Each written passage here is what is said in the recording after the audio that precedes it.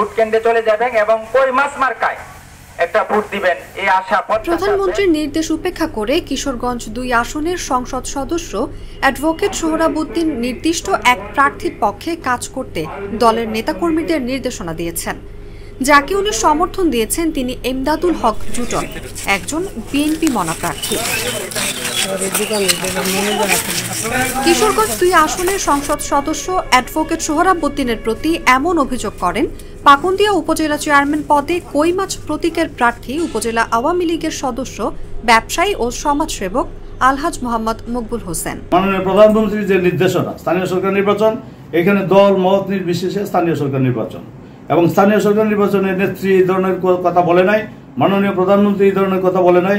আপনি এমপি, আপনি মন্ত্রী, আপনি আপনার দলের লোককে বলবেন অমুককে সাপোর্ট দেওয়ার জন্য, আপনার পছন্দের প্রার্থীকে সাপোর্ট দেওয়ার জন্য, এটা মাননীয় প্রধানমন্ত্রীর পক্ষ থেকে কোনো ধরনের